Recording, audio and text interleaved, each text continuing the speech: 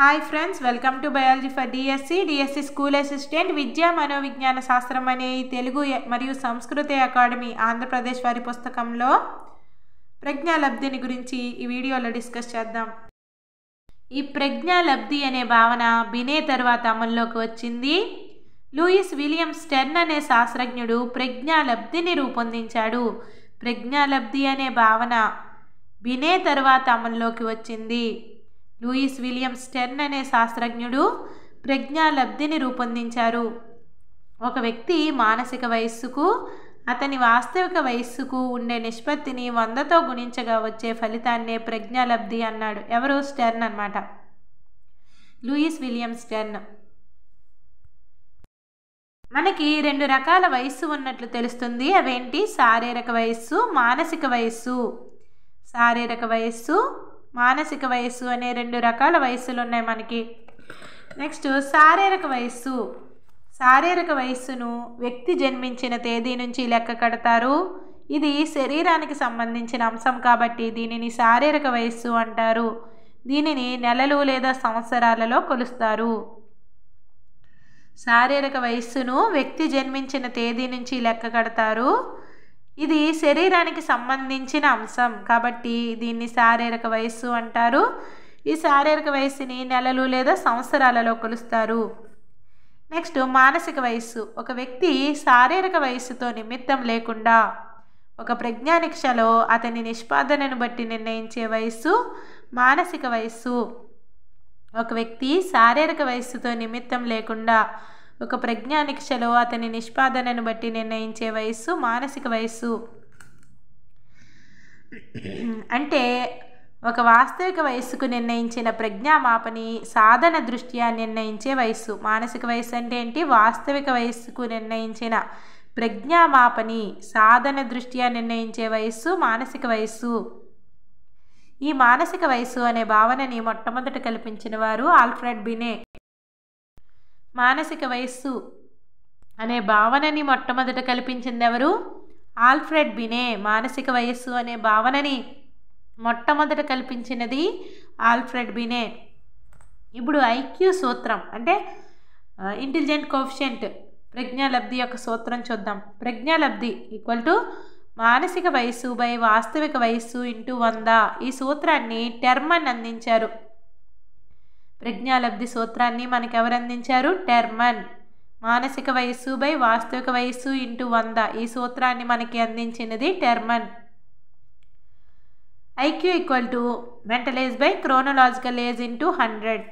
ఇక్కడ ఒక సమ్ ఇవ్వడం జరిగింది.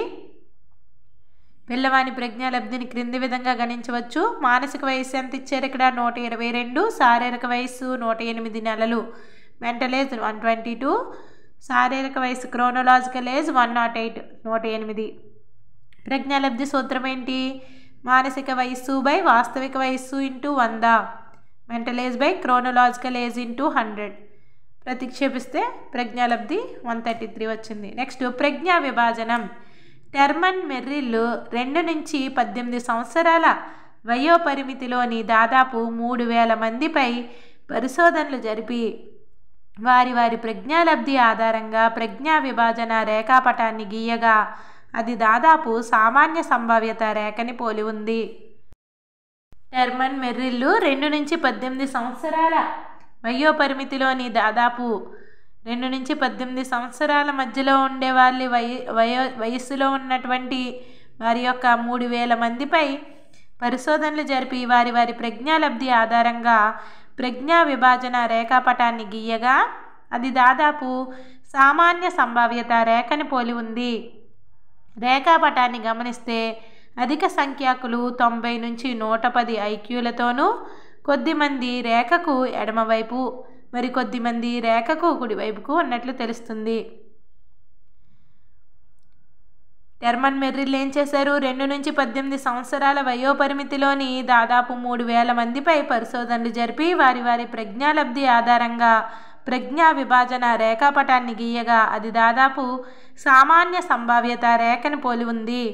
రేఖాపటాన్ని గమనిస్తే అధిక సంఖ్యాకులు 90 నుంచి 110 ఐక్యూలతోనూ, అంటే ఎక్కువ మంది 90 నుంచి 110 ఐక్యూలతో ఉన్నారు ఈ ప్రజ్ఞా విభాజన సామాన్య సంభావ్యత రేఖలో ఈ రేఖాపటాన్ని గమనిస్తే కనుక కొద్దిమంది ఏమో రేఖకు ఎడమవైపు మరికొద్దిమంది రేఖకు కుడివైపు ఉన్నట్లు తెలుస్తుంది. అధిక సంఖ్యాకులు ఎంత ఐక్యూ మధ్య ఉన్నారు? 90 నుంచి 110 ఐక్యూ మధ్య ఉన్నారు. లభించిన ప్రజ్ఞాలబ్ధి దత్తాంశాల సహాయంతో వ్యక్తులను క్రింది విధంగా వర్గీకరించారు. లభించిన ప్రజ్ఞాలబ్ధి దత్తాంశాల సహాయంతో వ్యక్తులని ఏ విధంగా వర్గీకరించారో చూద్దాం. ఇక్కడ మనం పట్టికను చూడొచ్చు. ప్రజ్ఞాలబ్ధి 20 కంటే తక్కువ ఉన్నవారి యొక్క వ్యక్తుల రకమేంటి? మూడులు, ఈడియట్స్. 20 కంటే తక్కువ ప్రజ్ఞాలబ్ధి ఉన్నవాళ్ళు మూడులు. 20 నుంచి 50 మధ్యలో ప్రజ్ఞాలబ్ధి ఉన్నవారు బుద్ధిహీనులు, ఇంబెసిల్స్. 50 నుంచి 70 మధ్య ప్రజ్ఞాలబ్ధి గలవారు అల్పబుద్ధులు, మోరాన్స్. 70 నుంచి 90 మధ్య ప్రజ్ఞాలబ్ధి కలవారు తెలివి తక్కువ, డల్స్. 90 నుంచి 110 సగటు ప్రజ్ఞావంతులు. 110 నుంచి 130 ఉన్నత ప్రజ్ఞావంతులు, సుపీరియర్. 130 నుంచి 140 మధ్య ప్రజ్ఞాలబ్ధి కలవారు అత్యున్నత ప్రజ్ఞావంతులు, వెరీ సుపీరియర్. 140 నుంచి 150 మధ్య ప్రజ్ఞాలబ్ధి కలిగిన వారు వీరు కూడా అత్యున్నత ప్రజ్ఞావంతులు. 150 నుంచి 160 మధ్య ప్రజ్ఞాలబ్ధి కలిగిన వారు ప్రతిభావంతులు, జీనియస్ ఆర్ గిఫ్టెడ్. 160 అంతకంటే ఎక్కువ ప్రతిభావంతులు. వీరిని గురించి అంటే ఈ వ్యక్తుల రకాన్ని గురించి నెక్స్ట్ వీడియోలో డిస్కస్ చేద్దాం. ఇక్కడితో మనకి ప్రజ్ఞాలబ్ధి కంప్లీట్ అయింది. ఈ వ్యక్తుల రకాన్ని బట్టి మరలా అల్ప ప్రజ్ఞావంతులు, అధిక ప్రజ్ఞావంతులు, ఇలాగా అల్ప ప్రజ్ఞావంతులు, అధిక ప్రజ్ఞావంతులు ఇలాగ రకాలుగా విభజించడం జరిగింది. వాటిని నెక్స్ట్ వీడియోలో డిస్కస్ చేద్దాం.